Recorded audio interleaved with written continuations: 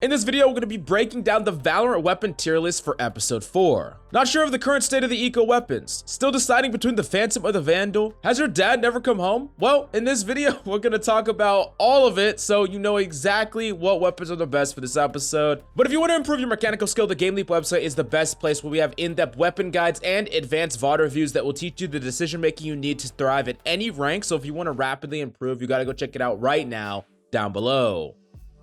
Now, the first tier that we actually got to talk about is the F tier, and the only weapon that's in the F tier is the Judge. Not because the weapon is bad, because I fucking hate it. Okay, all joking aside, there's no weapon in the F tier. The F tier used to house the knife, but with the knife buffs, the knife isn't quite as bad anymore. So I'm gonna remove it from the F tier actually, and put it up one tier to the bottom of C tier.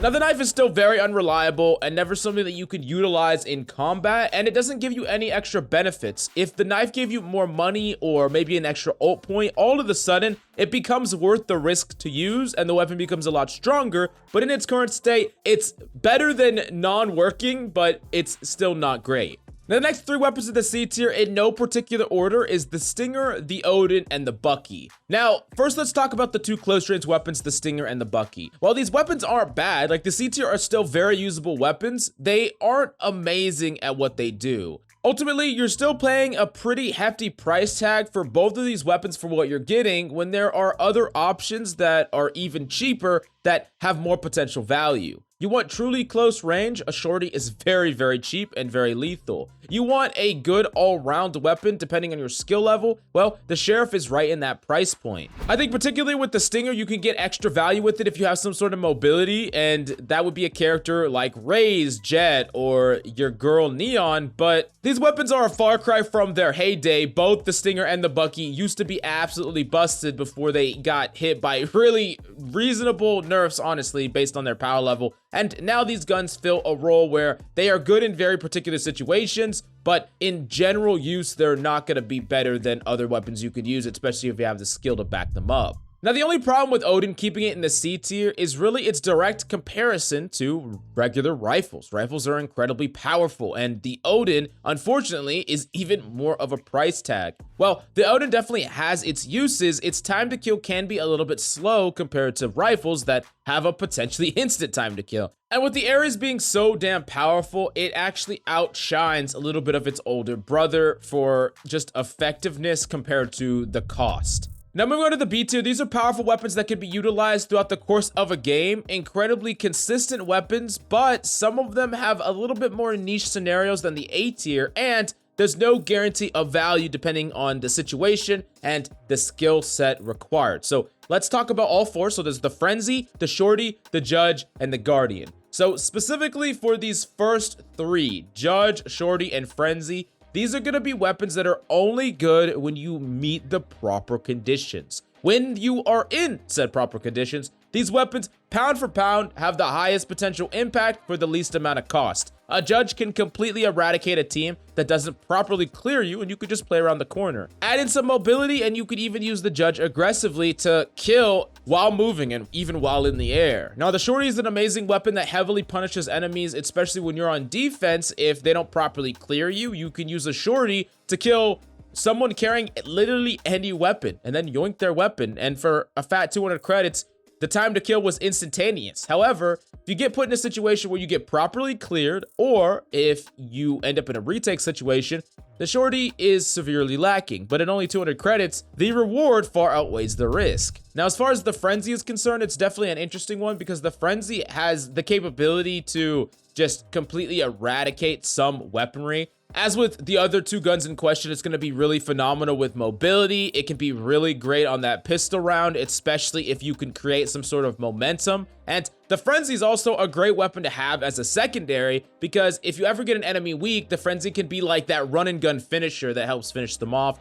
I do think that this gun is underutilized and underplayed. Now, the last weapon at the top of the B tier is the Guardian. And the Guardian is just phenomenal in the areas and the ranges where you can be most effective. So you're looking down a long sightline or you're peeking a long angle, then the Guardian thrives. And I think especially with maps like additions of maps like Breeze, The Guardian is god tier on Breeze, and it might even be closer to top of the A or even S tier on Breeze for its impact potential to its cost. And that cheap cost is incredibly important here when we talk about the Guardian, because it starts making it way more appealing. I mean, let's say you're really like poor and your team can buy and you need to buy with them. Being able to buy like a Guardian with light armor and all your abilities is so damn strong, where maybe the alternative was maybe a rifle with no abilities and no armor, which is just not feasible. But the Guardian gives you that one-shot capability. It actually gives you better first-shot accuracy, especially if you're scoped in. But the weapon definitely falls short in that mid, mainly close ranges. Luckily, everyone has that classic pistol right-click to kind of protect them a little bit from the very close ranges.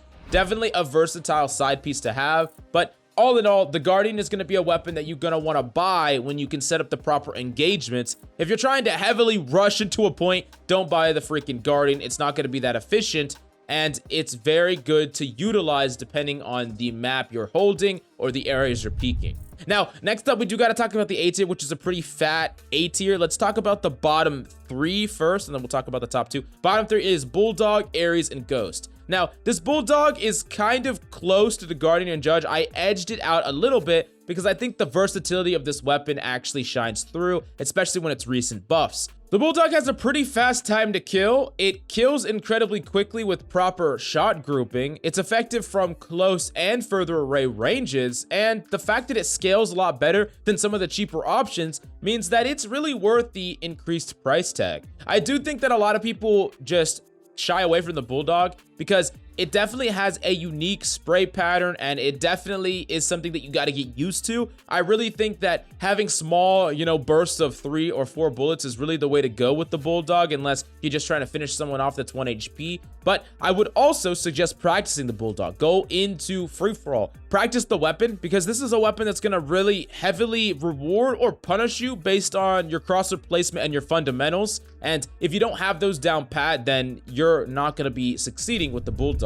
Now, next up is that Ares. Ares did just receive a fat buff and then a fat nerf, and who knows what's next in store for the Ares. But the Ares has just been proven to be very, very strong. It's definitely a lot harder to control now than it was pre-nerf, but at the end of the day, this weapon has the capability of being an amazing eco choice, capable of fighting weapons underneath it in price tag very easily, and has the added capability to scale even higher later on with additional wallbang capability, a huge ammo capacity, and this gun really shines through. I think that this big buff cycle, this buff and nerf cycle, kind of opened everyone's eyes up to just how powerful the Ares can be. Now, the top 3 in A is the Ghost, the Spectre, and the Marshal. Now, that Ghost is a weapon that's going to be commonly bought in that first round, and ultimately the reason that it's only stuck in A, even though it's so powerful in that first round, is because it's not really bought that much outside of that first round.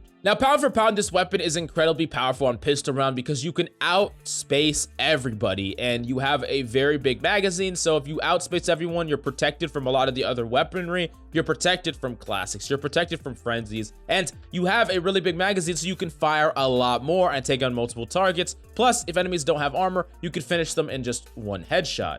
On top of that, this weapon can shoot through smokes without being seen. It gives you added versatility, and I do think that this weapon is incredibly powerful, of course, but like I said, you're not going to be buying this randomly on an eco, right? There's other weapons that have a higher potential power level with less consistency. The Ghost is a weapon that thrives at a decently high power level or above average with solid consistency, which is not really what you want to have when you're at a huge disadvantage. Like if you're in that same situation with the freaking Shorty trying to kill someone with the rifle. Shorty's gonna win that matchup. Ghost is not, but the Ghost is better when you're up against Shorties, if that makes sense. Now, the Spectre is still near the top of A tier because it's incredibly consistent and incredibly powerful. I know it recently got a nerf and it's not as effective from longer ranges, but what the Spectre was good at was consistency. It's similar to the Ghost in that aspect, where it's a decently high power level and a very high consistency level. This allows the Spectre to be very reliable and to consistently outclass weaker guns than it.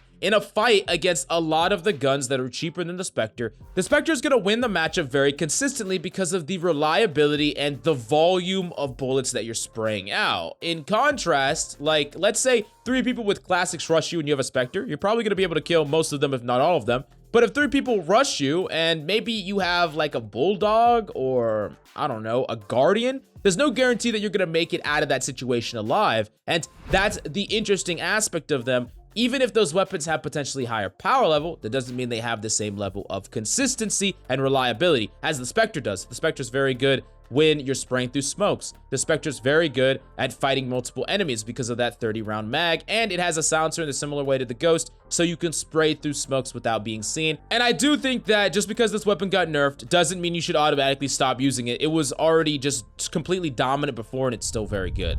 Now, the last weapon in the A tier is actually the Marshal, and the Marshal is actually a weapon that's close to the S tier. The only reason that that's not is because of its versatility.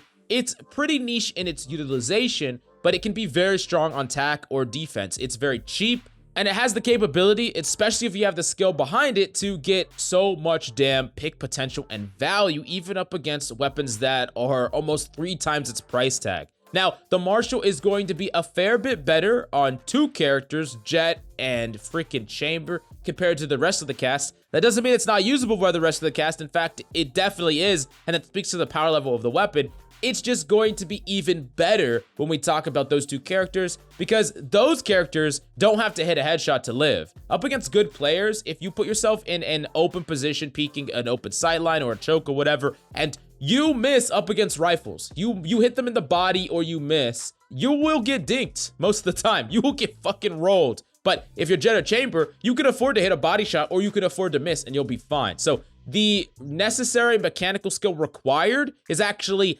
higher on characters that don't have a get out of jail free card, and you're going to be less consistent. But you could definitely use the Marshal with any character. That just speaks to the power level of the weapon. Now, last up, we got to talk about the S tier. These are the most utilized, the most powerful, and the meta weapons, and most of these you know, and let's list them all out. The Phantom, the Vandal, the Sheriff, the Operator, and the Classic Pistol. Now, Classic Pistol, you can't get much better than free, so it gets kind of a free pass up into the S tier unless it was completely unusable, which it's not. This gun is fucking insane in the right situation, and the right click can be a very reliable weapon at finishing off low HP targets. And often, if you know the enemy is low because you've been tracking their health or your allies have and calling it to you, the Classic Pistol is going to be a better weapon to have to try to push them and finish them off while jumping and being mobile, making you harder to finish off yourself. The Operator is an amazing weapon that can give you a ton of rounds, and especially when you're in the lower ranks, I think players don't abuse the Op enough. It's definitely a skill test because I think that the Operator is a lot easier to use and get value out of than it is to reliably counter an Op. Doing things like jump jiggle peeking or